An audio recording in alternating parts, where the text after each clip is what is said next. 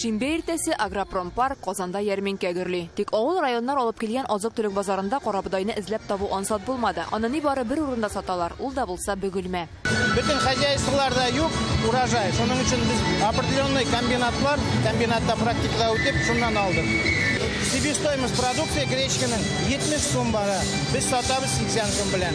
Здравствуйте, а подскажите, пожалуйста, гречка есть в продаже? Нет, гречка такой. Казанның Мәскәү базары мондагы сату нокталарында карабудай бөтенләй юк. Булганнары әлегә 90 сум, әмма тиздән артырга да мөмкин диләр. Мы там мешок или как заказываем. Капчык белән алабыз да бүлеп сатабыз. Мин әлегә 90 сумга сатам, тик яңа капчыкны инде үзем алганда ук 90 сумга алдым. Димәк, миңа яшәр өчен салымнарны санап 20% булса да өстәп куярга кирәк. Шуңа бәя 100дән артачак. Бу башкаларның күпләп сату базары азык-төлек базасы. Карабудайга иң арзан бәя 80, иң кыйммәте 90 сум. Гречка, естественно, она как бы дорожает, да? Карабудайның бәясе пандемия башланганнан бирле әкренләп арта. Хәзергә ул 5-10%-ка күтәрелде. Бәя арту турында безгә алдан әйтәләр. Хәзер дә кыйммәтләнә диделәр, әмма күпкә түгел. Татарстанның авыл хуҗалыгы һәм азык-төлек министрлыгында бәя артуны кире какмыйлар. Год нестандартный. Ел катлаулы азык-төлекнең барысына да бәя артты һәм бу авыл хуҗалыгында урып җыю уңыш күрсәткечләренә генә карамый. Беренче чиратта моңа логистика, ягулык, төзелеш һәм башка материалларның да бәясе арту йогынты ясый. Татарстан исә карабудай белән республиканың яртысын тәэмин итә алачак. Татарстанда карабудайны 30лап районда җитештерәләр, 17 мең гектарда утыртыла. Менә иң күп җитештерүче Бөгелмә, Әлмәт, Әлки, Чистай һәм башкалар. Күпчелегендә 90% уңышны җыеп алганнар инде. Җитештерүчеләрне ул бик шатландырмый. Гектарыннан 6-7 центнер гына уңыш чыга, башка айларда 9 булган. Менә бу аның Шәйхәттаров хуҗалыгы. Карабудайны 160 гектарда чәчкәннәр. Узган ел белән чагыштырганда 4 тапкырга кимрәк уңыш җыйганнар. Кырлык булган аркасында уңышы, конечно, әзрәк. Но алай булса да, где-то порядка 6 центнер гектарны алдык.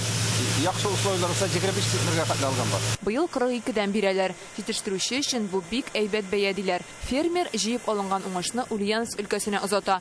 Базар мөнәсәбәте үзебездә җитештерелгән карабудай республиканың 50% ихтыяҗын гына капларга җитә. Калганы 6 айдан кертелә. Анда кырылык булмаган уңыш яхшы диләр. Объем производства крупяных изделий. Былтыр 480 мең тонна ярма җитештерелде. Иң күбе карабудай 56% тирәсе. Россия базарының 60%-ын без тәэмин итәбез. Быел тагын да күбрәк булыр әле. Димәк, быел аннан күбрәк тә сатып алачакбыз. Чөнки үзебездә узган еллар белән чагыштырганда 3000 тоннага кимрәк уңыш җыеп алынган. Воловка дип әйтгәндә җыеп алынган карабудайның узган ел күләме 14 мең тонна булган булса, быел 11 мең тоннадан артык. Быел карабудайның азрак булуы корылык белән генә түгел, аны үстерүче фермерларның кимүе белән дә бәйле. Безнең бу районда фермерлар аның белән карабудай белән заниматься итә торган фермерлар күбәйә. Хәзер практически без әз калдык. Чөнки бәя югы 7-8 сумга бер аның белән инде аның затраты күбрәк була. Фермерларны бәянең шулай артуы сөендерә.